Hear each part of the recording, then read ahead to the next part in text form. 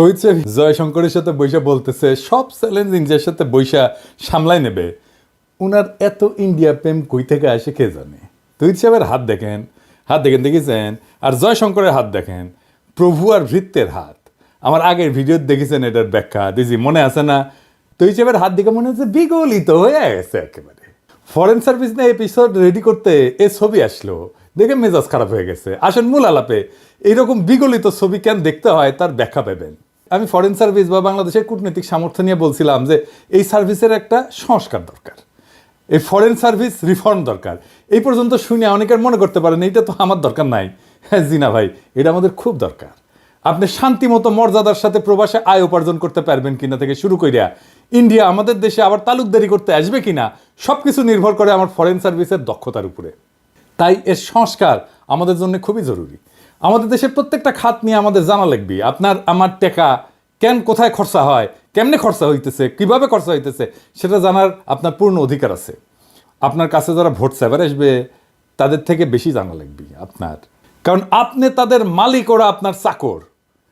আপনি তাদের শেখাবেন দেশ কেমনে চালাইতে হয়, আপনার জানা লাগবে, কারণ দেশের মালিক আপনি। রাজনীতিবিদ আর আমলারা আপনার চাকরি করে, চাকরি।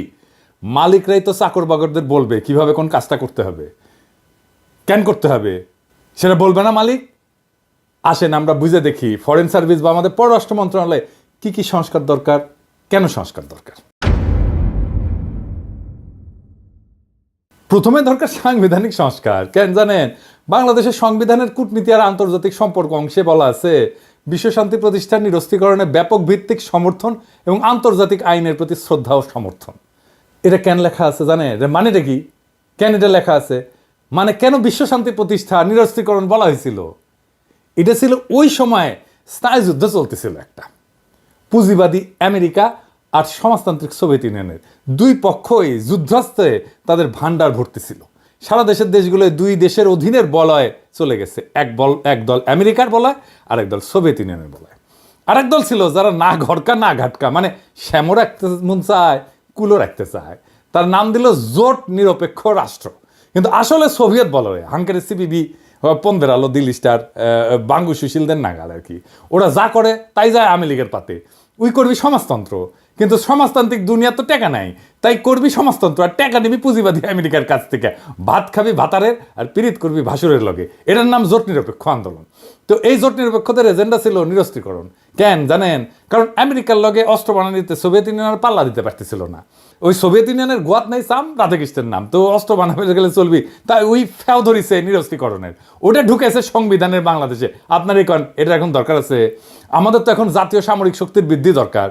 আঞ্চলিক সমস্যাগুলো বাড়তেছে।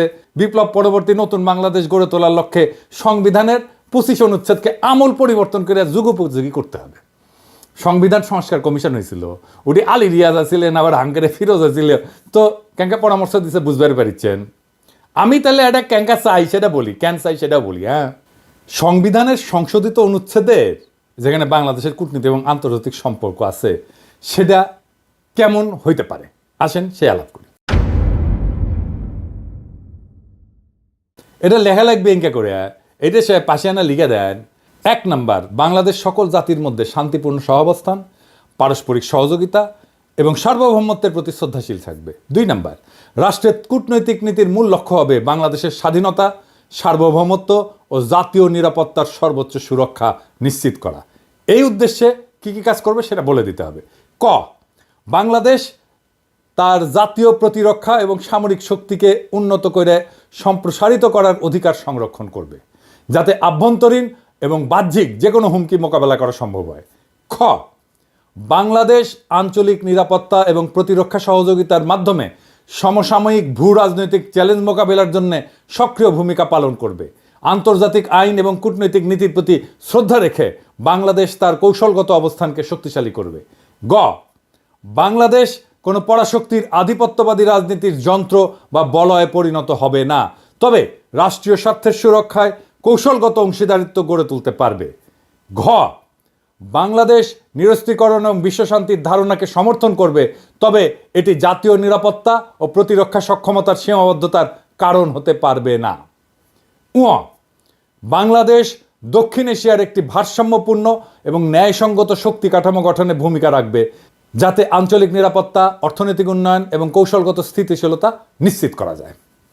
তো এই যে পরিবর্তনের কথা বললাম, এটা আসলে কি কারণে, এটা একটু বুঝে দেখি। হ্যাঁ, 1 নম্বর কারণ হইতেছে যে নিরস্ত্রীকরণকে একপাক্ষিক আদর্শবাদ থেকে বের করে বাস্তববাদী জাতীয় নিরাপত্তার দৃষ্টিভঙ্গিতে রূপান্তর করার দরকার আছে। 2 নম্বর, বাংলাদেশের সামরিক শক্তি এবং প্রতিরক্ষা উন্নয়নের গুরুত্বকে স্বীকৃতি দেওয়া হয়েছে। 3 নম্বর, আঞ্চলিক কৌশলগত সহযোগিতা এবং শক্তি ভারসাম্যের উপরে গুরুত্ব আরোপ করা হয়েছে। 4 নম্বর, পরাশক্তির বলয়ের বাইরে থাকলেও কৌশলগত এবং অংশীদারিত্বের প্রয়োজনীয়তা স্বীকৃত হয়েছে। 5 নম্বর, দক্ষিণ এশিয়ায় বাংলাদেশের ভূ রাজনৈতিক অবস্থানকে শক্তিশালী করার দৃষ্টিভঙ্গি দেওয়া হয়েছে। এই সংস্কার বর্তমান বৈশ্বিক এবং আঞ্চলিক বাস্তবতার আলোকে বাংলাদেশকে একটা আত্মনির্ভরশীল, সামরিকভাবে শক্তিশালী এবং কৌশলগতভাবে বুদ্ধিদীপ্ত রাষ্ট্রে পরিণত করতে পারবে। আর কি, আর আইন প্রণয়ন করতে হবে। কি আইন, আসেন সেটা বুঝে দেখি। বাংলাদেশের পররাষ্ট্রনীতি নির্ধারণ এবং বাস্তবায়নে ডিপ্লোম্যাটিক সার্ভিসেস অ্যাক্ট প্রণয়ন করা প্রয়োজন। কেন প্রয়োজন? প্রথমত, গণতান্ত্রিক ব্যবস্থায় দেশের সরকার পরিচালনার রাজনৈতিক দল, জোট, এটা পরিবর্তন হয়ে থাকে, জানি তো আমরা। কিছুদিন পর পর পার্টি পাল্টায়, সরকারি দল পাল্টায়। কূটনীতি কিন্তু একটা দীর্ঘমেয়াদী এবং ধীর লয়ে বাস্তবায়ন হয়, এরকম একটা প্রক্রিয়া। এতে অন্য রাষ্ট্রের স্বার্থ এবং ইচ্ছাকেও আমলে নিতে হয়। তাই সরকার পরিবর্তনের সাথে সাথে পররাষ্ট্রনীতির যদি আমূল পরিবর্তন হয়, তাহলে বিভিন্ন দেশের সাথে চলমান কূটনৈতিক প্রক্রিয়াগুলো থেমে যায়। রাজনৈতিক দলগুলো দেশে যেভাবে রাষ্ট্র চালায়, রাষ্ট্র সাজায়, সরকার, আমলা, পুলিশ টুলিশ, প্রশাসন, সব কিছুতে বিচার ব্যবস্থা, সব কিছুতে লোক বদলায়, একইভাবে বিদেশেও একই কাজ করতে চায় সে। বিদেশি কী করে? বিদেশের মিশনগুলোকে কাজে লাগায় সরকারের যেটা দলীয় আদর্শ সেটা প্রচারের জন্য। এই আওয়ামী লীগের বিগত 15-16 বছরে বাংলাদেশের পররাষ্ট্রনীতির অন্যতম প্রধান লক্ষ্য ছিল হাসিনা, তার বাপ, তার দলকে মহিমান্বিত করা এবং ভারতের কাছে জনগণের স্বার্থ বিকায় দিয়া শেখ হাসিনার গদিকে সুসংহত করা।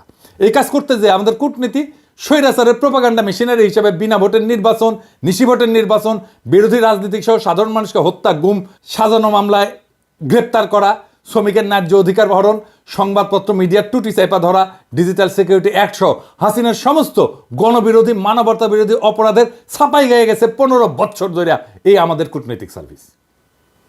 বাংলাদেশের পররাষ্ট্রনীতি যেন আর কোনো শাসকের, জালেমের, ফ্যাসিবাদী শক্তির মুখপাত্রে পরিণত হইতে না পারে, এই জন্য অতি শীঘ্রই বাংলাদেশ ডিপ্লোম্যাটিক সার্ভিসেস অ্যাক্ট প্রণয়ন করা প্রয়োজন। এই আইন না হইলে বাংলাদেশের পররাষ্ট্র সার্ভিসকে আবারও কোনো না কোনো ফ্যাসিবাদী শক্তির মাউথপিস হিসেবে ব্যবহার করার চেষ্টা চালাবে নিশ্চিত, এবং করেও ফেলবে। এই আইনের কোন অংশে কি কি থাকবে এটা একটু বুঝে দেখি। প্রথম অংশে থাকবে পররাষ্ট্রনীতির লক্ষ্য, অভিষ্ট এবং মৌলিক নীতিমালাগুলো। দ্বিতীয় অংশে থাকবে বাংলাদেশের কূটনীতির আইনি কাঠামো কীরকম হবে। আইনটার তৃতীয় অংশে বাংলাদেশের কূটনৈতিক কাঠামো, নাগরিকদের কি কি সেবা প্রদান করবে। আইনটার চতুর্থ অংশে কি থাকবে? কূটনীতিকদের নিয়োগ, পদমর্যাদা, প্রশিক্ষণ, পদোন্নতি, বিশেষ বোর্ড, বেতন ভাতা, এগুলোর জন্য বিশেষ বোর্ড, বিদেশে নতুন মিশনের স্থাপনের প্রক্রিয়া সহজীকরণ, পৃথক উইং বন্ধ কইরা মিশনে কর্মরত পেশাদার কূটনীতিক এবং অপেশাদার জনবল তাদের পদায়ন পররাষ্ট্র মন্ত্রণালয়ে করা সহ নানা প্রশাসনিক বিষয়াদি থাকবে। এই বিষয়টা আমি পরে আবার আলাপ করব। আমি আইনের লোক না, কিন্তু তাও যদি আমাকে কয় আমি এনে ড্রাফট করে দিলাম ইনি, লাগলে কহেন মেলা তো বেকার খাইটলাম, এটাও এনে খাইটা দিলাম ইনি। এবার আসেন মিশনের সংখ্যা নিয়ে কথা বলি। 2025 সালে বাংলাদেশ বিশ্বের 35তম বৃহত্তম অর্থনীতির দেশে পরিণত হবে, মাশাআল্লাহ। জাতিসংঘের তথ্য মতে 23 সালে জনসংখ্যার বিচারে বাংলাদেশ বিশ্বের 8ম বৃহত্তম দেশ। আমাদেরও বিশ্বের 8ম বৃহত্তম অর্থনীতি হওয়া উচিত। ইংরেজিতে তো কছে, তাই ইংরেজি যখন কছে তখন ঠিকই কছে, কিন্তু বাংলাদেশের কূটনৈতিক র্যাঙ্কিং কত? এই যে LOWY ইনস্টিটিউট গ্লোবাল ডিপ্লোমেসি ইন্ডেক্সে এই কূটনৈতিক শক্তিমত্তার র্যাঙ্কিং করে। এখানে বাংলাদেশ বিশ্বের 46তম দেশ এই র্যাঙ্কিংয়ে। আপনি 8ম বৃহত্তম জনসংখ্যার দেশ, আপনার 35তম অর্থনীতির দেশ, আর কূটনৈতিক শক্তিতে 46 নাম্বার। এটা হইল 3 দিকে আধিপত্যবাদী ভারত পরিবেষ্টিত চীনের মতো বৃহৎ শক্তির পাশে অবস্থিত দেশের কূটনৈতিক প্রয়োজনের বিচারে এটা কোনো শক্তি। আপনার অবস্থা ক্যাঙ্কা হবে জানেন? গরিবের সুন্দরী বউয়ের মতো, সবার ভাবি হবেন। তাই হয়েছে, হাসিনা সরকার তো ইন্ডিয়াকে পাশে বেঁধে দিত, সেটা তো জানে নিজের নেই। আর তাইলে আসলে দেখি জনসংখ্যা অর্থনৈতিক আকারের কাছাকাছি কয়েকটা দেশের তুলনায় এই যে বাংলাদেশের LOWY institute global diplomacy index আছে না, এর র্যাঙ্কিং ও মিশনের সংখ্যাগুলো একটু আলাদা আলাদা করে দেখি। এটা সাহেব আপনি পাশে লিখে দেন, সবাই দেখুক। এইখানে আমরা কোন দেশ, জনসংখ্যা র্যাঙ্কিং কি, মিশন সংখ্যা কি এবং ডিপ্লোম্যাটিক র্যাঙ্কিং কি। পাকিস্তান জনসংখ্যা র্যাঙ্কিংয়ে পঞ্চম দেশ, মিশনের সংখ্যা 121 আর ডিপ্লোম্যাটিক র্যাঙ্কিং 27। নাইজেরিয়া জনসংখ্যা র্যাঙ্কিং ষষ্ঠ, মিশনের সংখ্যা 116, ডিপ্লোম্যাটিক র্যাঙ্কিং অবশ্য করা হয়নি। ব্রাজিল জনসংখ্যা র্যাঙ্কিং সপ্তম, মিশনের সংখ্যা 205 আর ডিপ্লোম্যাটিক র্যাঙ্কিং দশম। বাংলাদেশ জনসংখ্যা র্যাঙ্কিং অষ্টম, মিশনের সংখ্যা 82 মাত্র আর ডিপ্লোম্যাটিক র্যাঙ্কিং 46। রাশিয়া জনসংখ্যার বিচারে নবম, মিশনের সংখ্যা 300 আর ডিপ্লোম্যাটিক র্যাঙ্কিং ষষ্ঠ। পাওয়ারফুল ডিপ্লোমেসি আছে রাশিয়ার। মেক্সিকো জনসংখ্যা র্যাঙ্কিং দশম, মিশনের সংখ্যা 150, ডিপ্লোম্যাটিক র্যাঙ্কিং 14তম। ইথিওপিয়া জনসংখ্যা র্যাঙ্কিং 11তম, মিশনের সংখ্যা 101। ইথিওপিয়ারও আমাদের চাইতে 20টা মিশন বেশি আছে, এটার অবশ্য র্যাঙ্কিং করা হয়নি। জাপান জনসংখ্যা র্যাঙ্কিং 12তম, মিশনের সংখ্যা 247, ডিপ্লোম্যাটিক র্যাঙ্কিং চতুর্থ। ভেরি পাওয়ারফুল ডিপ্লোমেসি জাপানের। এবার দেখি অর্থনীতির আকার অনুসারে র্যাঙ্কিং কেমন। ধরেন থাইল্যান্ড অর্থনীতির আকারে র্যাঙ্কিং হইতেছে 30তম, মিশনের সংখ্যা 112 আর ডিপ্লোম্যাটিক র্যাঙ্কিং 39তম। ফিলিপাইন অর্থনীতির আকার 31তম, মিশনের সংখ্যা 109টা আর ডিপ্লোম্যাটিক র্যাঙ্কিং 40তম। ভিয়েতনাম অর্থনীতির আকার 32তম, মিশনের সংখ্যা 102 আর ডিপ্লোম্যাটিক র্যাঙ্কিং 40তম। নরওয়ে অর্থনীতির আকার 33তম, মিশনের সংখ্যা 100, ডিপ্লোম্যাটিক র্যাঙ্কিং 42তম। মালয়েশিয়া অর্থনীতির আকার 34তম, মিশনের সংখ্যা 110, ডিপ্লোম্যাটিক র্যাঙ্কিং 35তম। আর বাংলাদেশ 35তম অর্থনীতি, মিশনের সংখ্যা 82 আর ডিপ্লোম্যাটিক র্যাঙ্কিং 46তম। ইরান অর্থনীতির আকার 36, আমাদের খুবই কাছাকাছি, মিশনের সংখ্যা 125, এটার অবশ্য র্যাঙ্কিং করা হয়নি ডিপ্লোম্যাটিক র্যাঙ্কিং। ডেনমার্ক অর্থনীতির আকার 37তম, মিশনের সংখ্যা 100 আর ডিপ্লোম্যাটিক র্যাঙ্কিং 43তম। এবার আসেন প্রতিবেশী দেশগুলোর সাথে আর একটু তুলনা করি, মানে জনসংখ্যার বিচারে, অর্থনীতির আকার, জিডিপির আকারে অর্থনীতি, জিডিপির আন্তর্জাতিক বাণিজ্য নির্ভরতা 2021 সালের ডেটা অনুসারে, প্রবাসী নাগরিকের সংখ্যা, মিশন সংখ্যা। পাকিস্তান মোট জনসংখ্যা 24 কোটি, অর্থনৈতিক আকার জিডিপি 292 বিলিয়ন মার্কিন ডলার আর জিডিপির আন্তর্জাতিক বাণিজ্য নির্ভরতা 25.8%। প্রবাসী নাগরিকের সংখ্যা 76 লক্ষ, মিশন সংখ্যা 121, আমরা আগে দেখছি। ভারতের মোট জনসংখ্যা 140 কোটি প্রায়, অর্থনীতির আকার জিডিপি 2850 বিলিয়ন মার্কিন ডলার, জিডিপির আন্তর্জাতিক বাণিজ্য নির্ভরতা 37.9%। প্রবাসী নাগরিকের সংখ্যা 1,80,00,000, মিশন সংখ্যা 202। বাংলাদেশের মোট জনসংখ্যা আমরা জানি যে প্রায় 17 কোটি, আমাদের অর্থনীতির আকার 446 বিলিয়ন মার্কিন ডলার, জিডিপির আন্তর্জাতিক বাণিজ্য নির্ভরতা অনেক বেশি 35.3%। প্রবাসী নাগরিকের সংখ্যা 74 লক্ষ, মিশন সংখ্যা 82। পাকিস্তানের ইকোনমি আমার প্রায় অর্ধেক, তাও তার মিশনের সংখ্যা আমাদের 1.5 গুণ। জনসংখ্যা এবং অর্থনৈতিক গুরুত্ব এবং প্রয়োজনীয়তা বিবেচনায় 2025 সালের মধ্যেই বাংলাদেশে বৈদেশিক মিশনের সংখ্যা 120টাতে উন্নীত করা জরুরি। তো আমরা অনেকে মনে করি যে বিদেশে যে মিশন টিশন আছে তারা শুধু খরচা করে, আয় হয় না, মানে এগুলা খরচার খাত, এটা ফাউল কথা। আমরা যেমন রেমিটেন্স পাঠাই, তেমনি আমাদের মিশনগুলোও রেমিটেন্স পাঠায়, বাংলাদেশে আয় করে, বিদেশে ডলারে আয় করে। এইবার আসেন বিদেশে বাংলাদেশে একটা ছোট আকারে মিশনের বার্ষিক ব্যয় কত একটু দেখি। এটা পররাষ্ট্র মন্ত্রণালয়ের বাজেট বই দেখলে বোঝা যায় যে মিশনের ব্যয় বরাদ্দ 5 থেকে 6 কোটি টাকা বছরে, যা আবার প্রকৃত ব্যয় হচ্ছে 4.5 থেকে 5 কোটি টাকার মতো। কূটনৈতিক যোগাযোগ বৃদ্ধি, বাণিজ্য বৃদ্ধি, এই সমস্ত বিবেচনায় বার্ষিক খরচের রিটার্ন অনেক গুণ বেশি। বাংলাদেশে কয়েকটা নতুন মিশন করছে, এর উপরে একটা ছোট্ট একটা আমি তথ্য দিই, আপনারা একটু বুঝে দেখেন যে মিশন করলে আমাদের লাভ আছে না ক্ষতি, এটা খরচা কিনা। ধরেন এই যে ব্রাজিলের রাজধানী, এখানে মিশন স্থাপনের আগে রপ্তানি ছিল 110 মিলিয়ন মার্কিন ডলার, মিশন স্থাপনের পরে রপ্তানি হয়েছে 179 মিলিয়ন মার্কিন ডলার, রপ্তানি বৃদ্ধি কত হয়েছে? প্রায় 593 কোটি টাকা। খরচা কত মিশনের? এই প্রায় 8.5 কোটি টাকার মতো। মিশন খোলার পরে চুক্তি হয়েছে কয়টা? 4টা চুক্তি হয়েছে। যা বাজেট খরচা যেটা, তার তুলনায় আয় বৃদ্ধি কত? 6,839%, 6,839%। আদিস আবাবা এখানে মিশন স্থাপনের আগে রপ্তানি হয়তো 5.1 মিলিয়ন মার্কিন ডলার, স্থাপনের পরে হয়েছে 13 মিলিয়ন মার্কিন ডলার। রপ্তানি বৃদ্ধি হয়েছে কত? প্রায় 68 কোটি টাকা। আর বাজেট কত? প্রায় 6.5 কোটি টাকার মতো। মিশন খোলার পরে চুক্তি হয়েছে কয়টা? একটা চুক্তি হয়েছে। বাজেটের তুলনায় আয় বৃদ্ধি কত হয়েছে? 1030%। মেক্সিকো সিটি মিশন স্থাপনের আগে রপ্তানি ছিল 181 মিলিয়ন মার্কিন ডলার। রপ্তানি মিশন স্থাপনের পরে কত হয়েছে? 381 মিলিয়ন মার্কিন ডলার। বছরের রপ্তানি বৃদ্ধি হয়েছে কত? 1720 কোটি টাকা। মিশনের বাজেট কত? মাত্র 7 কোটি টাকা। মিশন খোলার পরে চুক্তি হয়েছে কয়টা? 2টা চুক্তি হয়েছে। বাজেটের তুলনায় আয় বৃদ্ধি কত হয়েছে? 24,500%। এই যা বুঝা, মিশন স্থাপনের আগে রপ্তানি ছিল 2 মিলিয়ন মার্কিন ডলারের মতো। মিশন স্থাপনের পরে রপ্তানি হয়েছে প্রায় 4 মিলিয়ন মার্কিন ডলার। বছরে রপ্তানি বৃদ্ধি হয়েছে 16 কোটি টাকা। বাজেট কত? 7 কোটির মতো। মিশন খোলার পরে চুক্তির সংখ্যা কি? 2টা।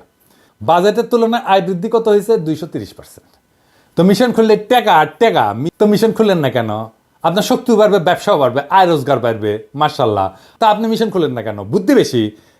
কেন মিশন খুলেন না জানি তো, কারণ আপনার বুদ্ধি বেশি, আকেল কম, অথবা প্রশাসনের সাথে পারেন না, অথবা অর্থ মন্ত্রণালয়ের সাথে পারেন না, আপনার আর্গুমেন্টই তুলে ধরতে পারেন না। এবার আসেন আরেকটা বিষয় নিয়ে আলাপ করি। পররাষ্ট্র সার্ভিসের জন্য ফরেন সার্ভিস বোর্ড, এইটার একটা জরুরত আছে। এটা আবার কি? কূটনৈতিক সার্ভিস একটা বিশেষায়িত সার্ভিস, মানে যার কাজের লক্ষ্য, মূল্যায়নের পদ্ধতি, কাজের ধরন, সেবা গ্রহণকারীরা এরা ভিন্ন, মানে বাংলাদেশের মতো না আর কি, অন্যান্য মন্ত্রণালয়ের মতো না। এ কাজের জন্য উপযোগী পরিচালনা পদ্ধতি, তাই প্রথাগত যে আমলাতন্ত্র আমাদের ব্যুরোক্রেসি আছে, এটা থেকে ভিন্ন হইতে হবে। এই বিবেচনায় কূটনৈতিক সার্ভিসের নিয়োগের যোগ্যতার মাপকাঠি ভিন্ন হওয়া প্রয়োজন, এর প্রশিক্ষণ পদ্ধতি ভিন্ন হওয়া প্রয়োজন। বিশেষভাবে কূটনীতিকদের মূল্যায়নের একটা মাপকাঠি আছে, মানে কি ভালো কাজ করতেছে না খারাপ কাজ করতেছে। এইটা আবার করছে কি, এটা একটা সিস্টেম আছে, নাম হচ্ছে APA, অ্যানুয়াল পারফরমেন্স এগ্রিমেন্ট। এটা আবার ইন্ডিয়া করে দিছে, বুঝছাও। এটা দিয়ে আমাদের কূটনীতিকদের দক্ষতা মাপে। হ্যাঁ, এটা ইন্ডিয়া ব্যানে দিছিল। এটা কি, এটা একটা বুঝে দেখি এই APA এটা কি আর এটা কেমনে কাজ করে।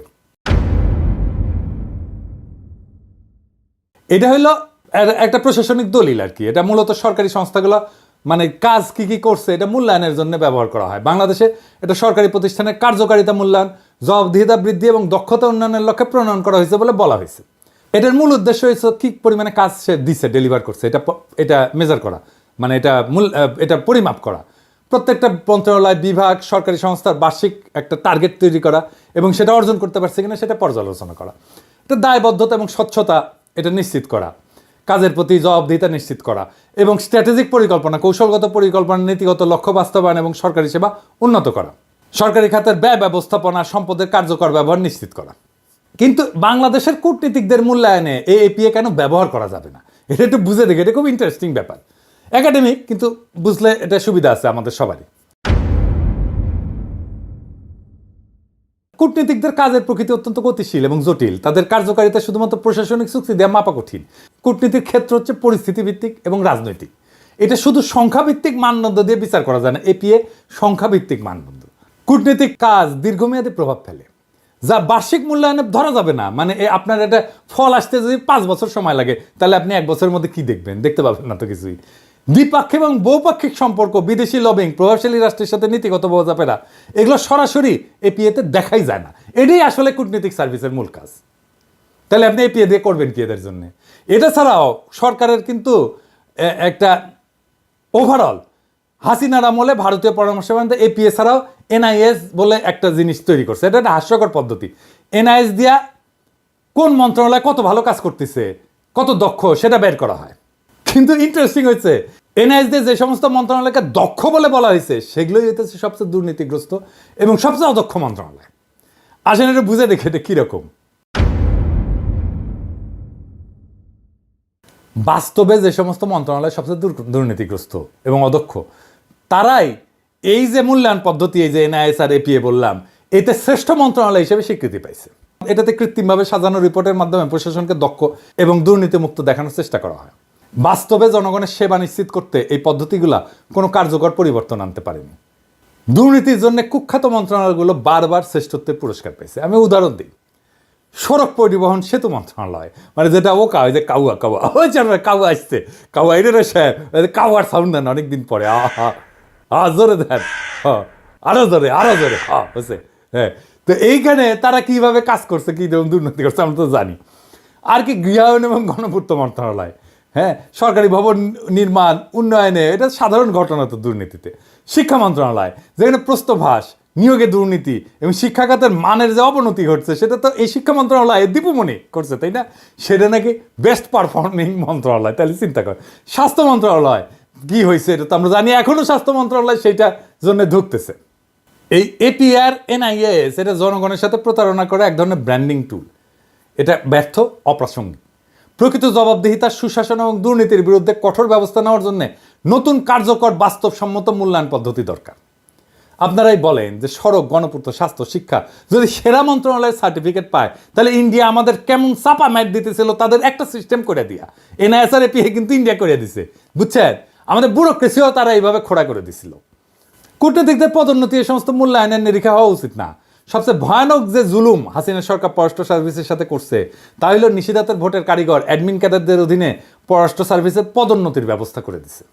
চিন্তা করেন, যেখানে পররাষ্ট্র সার্ভিসের পদ শূন্য থাকার পরও পদোন্নতি দেওয়া হয়নি, হাস্যকর সব অজুহাত দেখায়, সেখানে ভোট চুরির কারিগরেরা পদ শূন্য না থাকলেও পদের চেয়ে দ্বিগুণ, 3 গুণ সংখ্যায় পদোন্নতি পেয়েছে।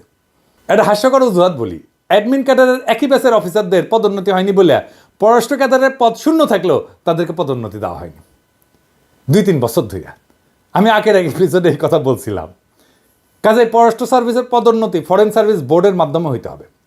আর্মির পদোন্নতি যেভাবে হয় আর্মির বোর্ডের মাধ্যমে, তাদের বিশেষ ভাতাদি, সন্তানদের লেখাপড়ার খরচ, মেডিকেল, বিশেষায়িত দক্ষতা সম্পন্ন বাইরের কাউকে মিশন পররাষ্ট্র মন্ত্রণালয়ে সাময়িকভাবে যে প্রেষণ করা হবে, সেই পদায়নের প্রক্রিয়া, রাষ্ট্রদূত, সিনিয়র পদগুলোতে পদায়নের ক্ষেত্রে এই বোর্ড সুপারিশ করবে। আর কিছু উইং আছে, এগুলো আসলে বন্ধ করে দেওয়া উচিত। বিদেশে মিশনগুলোতে বাণিজ্য, প্রবাসী কল্যাণ, স্বরাষ্ট্র, ইকোনমিক, এগুলো বিভিন্ন মন্ত্রণালয়ের জনবল কাজ করতেছে। সমস্যা সেটা না। কোনো মিশনে বিশেষায়িত লোকবল প্রয়োজন হইলে পররাষ্ট্র মন্ত্রণালয় চাহিদার ভিত্তিতে পররাষ্ট্র মন্ত্রণালয়ের মাধ্যমে প্রেষণে ডেপুটেশনের লোক পাঠানো যাইতেই পারে। সমস্যা অন্য জায়গায়। সমস্যা হলে এই উইংগুলো স্থাপন করা হয় বেশিরভাগ ক্ষেত্রে পররাষ্ট্র মন্ত্রণালয়ের কোনো অনুমতিই নেওয়া হয় না। মানে চিন্তা করে, যারা কাজ করতেছে, যাদের সাথে তাকে কাজ করবে, তাদের আসলে প্রয়োজন আছে কিনা সেটা জানার প্রয়োজন মনে করে না। মানে এখন লোক পাঠানো লাগবি, এরা বিদেশের প্রশাসন ক্যাডার এইরকম জাউরমি করে এরা।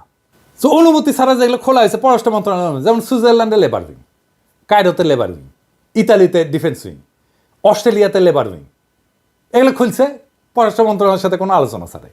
পশ্চিমা দেশগুলোতে বাংলাদেশের অদক্ষ, সীমিত দক্ষতা সম্পন্ন লোকদেরকে মধ্যপ্রাচ্য বা মালয়েশিয়ার মতো চুক্তিভিত্তিক নিয়োগ দেওয়া সম্ভব না জানেও কেবলমাত্র বিশাল সাইজের অ্যাডমিন ক্যাডারের লোকদেরকে জায়গা দেওয়ার জন্য আর সচিব, মন্ত্রী, আমলাদেরকে প্রোটোকল দেওয়ার জন্য এই সমস্ত অপ্রয়োজনীয় উইং খোলা হয়েছে।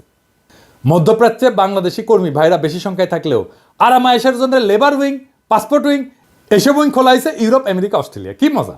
এবার আসেন পাসপোর্ট উইং নিয়ে। যখন আন্তর্জাতিক সিভিল এভিয়েশনের জন্য এমআরপি বাধ্যতামূলক করা হইল, তখন পররাষ্ট্র মন্ত্রণালয় চাইছে পাসপোর্ট অধিদপ্তর থেকে পাসপোর্টের কাজে দক্ষ, অভিজ্ঞ, নন ক্যাডার জনবল। কিন্তু অ্যাডমিন ক্যাডার ওই দেখছে, এটা তো মৌকা পাওয়া গেছে, নিজেদের বিদেশে পোস্টিংয়ের সুযোগ পাওয়া গেছে। পররাষ্ট্র মন্ত্রণালয়ের মতামতের বাইরে যায় বিভিন্ন দেশে পাসপোর্ট উইং খোলা হয়েছে, সেখানে প্রায় সব অফিসার অ্যাডমিন ক্যাডার নিয়োগ দিছে। কেন রে ভাই? অবিলম্বে এই সমস্ত উইং বন্ধ করে পররাষ্ট্র মন্ত্রণালয়ের মতামত অনুযায়ী মিশনে কাজের পরিধি এবং প্রয়োজনীয়তা অনুযায়ী পাসপোর্ট কাজে দক্ষ পাসপোর্ট অধিদপ্তরের লোকবল দিতে হবে। লেবার উইংগুলো বন্ধ করে যেখানে প্রয়োজন আছে সেখানে শুধুমাত্র পররাষ্ট্র মন্ত্রণালয়ের মতামত অনুযায়ী আন্তর্জাতিক শ্রম আইনের দক্ষ, সেবার মানসিকতা আছে এরকম অ্যাটাশে নিয়োগ দেওয়া যেতে পারে, খরচও কমবে। এবার আসেন উইঙ্গার সাংগঠনিক নিজেদের জন্য মজার কি ব্যবস্থা করে নিয়েছে প্রশাসন ক্যাডার। প্রত্যেকটা উইংয়ের জন্য আছে আলাদা গাড়ি, আলাদা ড্রাইভার, আলাদা ব্যক্তিগত কর্মকর্তা, আলাদা অফিস। এগুলা স্ব মন্ত্রণালয়ের আন্ডারে পৃথক বাজেট। এই জন্য মিশনের মধ্যে আর একটা আলাদা অফিস, অনেকগুলো মিশন। এই সমস্ত কর্মকর্তাদের এসিআর, কাউন্টার সাইন বা প্রতি স্বাক্ষর করে স্ব মন্ত্রণালয়ের সচিব।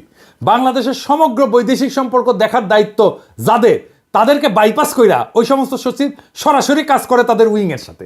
এটা কোনো কথা? কেমন করে কাজ করছে বাংলাদেশের পররাষ্ট্র দপ্তর এবং কেমন ভালসুন পররাষ্ট্রমন্ত্রী ছিল সবসময়। দেশের কূটনৈতিক প্রয়োজনে পররাষ্ট্র ক্যাডারের বাইরে বিশেষায়িত লোকজন প্রয়োজন। এই প্রয়োজন একটা মিশনের মধ্যে আরও কতকগুলো স্বতন্ত্র প্রশাসনিক সাংগঠনিক কাঠামো গঠন করে কেন করতে হবে রে ভাই? কেন প্রশাসন ক্যাডারের জুনিয়র কর্মকর্তারা বিদেশে গাড়ি বিলাস করবে? দেশে যেভাবে লয় লস্কর সহ আরামাইশে থাকে, সেভাবে বিদেশেও বউ বাচ্চার প্রয়োজনে গাড়ির ব্যয় কেন দেশের গরিব মানুষ দেবে? আর মজা হইল দেশে যে বিশেষভাবে গাড়ির মালিক হয়ে যায়, তার সেই গাড়ির জন্য আবার বিদেশে বসেও রক্ষণাবেক্ষণ বাবদ টাকা তোলে, বুঝছাও। একদিকে দেশে গাড়ি উবারে দেয় অথবা আত্মীয় স্বজনের কাছে বর্গা দেয়, আবার বিদেশের সরকারি খরচে গাড়ি হাঁকায়, দেশের ভাড়াঘাটা গাড়ির ব্যয় বাবদ তোলে, আবার রাতের ভোটের কারিগরদের খুশি করার জন্য কি ব্যবস্থাই না করছে হাসিনা। আমাদের সুনির্দিষ্ট প্রস্তাব হইল বৈদেশিক সম্পর্কের পুরোটার দায় দায়িত্ব পররাষ্ট্র মন্ত্রণালয়কে দিতে হবে। এটা খুবই ন্যায্য চাওয়া। মিশন হবে একটা মাত্র প্রশাসনিক ইউনিট, সেখানে কূটনৈতিক ছাড়াও বিশেষায়িত দক্ষতা সম্পন্ন অ্যাটাশে থাকবে। অন্য সার্ভিস হলে প্রেশনের মাধ্যমে, ডেপুটেশনের মাধ্যমে পররাষ্ট্র মন্ত্রণালয়ে চাকরি স্থানান্তর কইরা, আর সার্ভিসের বাইরের লোক হইলা পররাষ্ট্র মন্ত্রণালয়ে প্রয়োজন সাপেক্ষে চুক্তিভিত্তিক নিয়োগ দেবে। কিন্তু বিশেষায়িত এই সমস্ত নিয়োগ পুরোটাই হবে অস্থায়ী ভিত্তিতে, প্রয়োজনীয়তা এবং দক্ষতার বিচারে। কোনো উইং থাকতে পারবে না। মিশন হবে একক ইউনিট। ফিল্ডে যেভাবে ক্যাডার দ্বন্দ্ব ক্যাজাল ইগল লড়াই লাগায়, সেইটা আবার মিশনে হইতে দেওয়া যাবে না। এমনিতেই মিশনের লোক বল কম, তাও যদি এই সমস্ত ফালতু কাজে ব্যস্ত থাকে তাহলে কাজ কিভাবে হবে? তাই এই উইং প্রথা বন্ধ করে দিতে হবে মেহরবানি করে, আজই এখনই। মিশনে বিশেষায়িত দক্ষতার লোকজন অ্যাটাশে হিসাবে আসবেন, কিন্তু তা আসবেন পররাষ্ট্র মন্ত্রণালয়ের মাধ্যমে। তাদের জন্য মিশনের ভেতরে আরও কতগুলো মিশন খোলার দরকার নাই।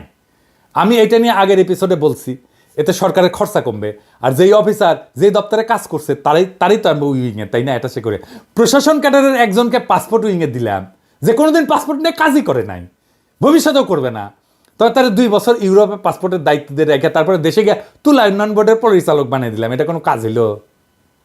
প্রশাসন ক্যাডারকে বলবো আপনাদের লোকগুলোকে উইথড্র করেন, সসম্মানে ফেরত নিয়ে যান, গার পেলি করেন না, বুঝছাও। হ্যাঁ, আমরা গেলে এমবেসিতে যাই ঘাট ধাক্কা দিয়ে বের করে দিতে পারি, সেই সামর্থ্য আছে আমাদের। প্যারিসে থেকে যদি 32 নম্বর জয় বাংলা করে দেওয়া যায়, তাহলে এমবেসি থেকে 2-1জনকে ঘাট ধাক্কা দিয়ে বের করে দেওয়া যাবে। সবাইকে দিতে হবে না, 2-1টা জায়গায় স্যাম্পল দেখালে আপনারা সাইজ হয়ে যাবেন।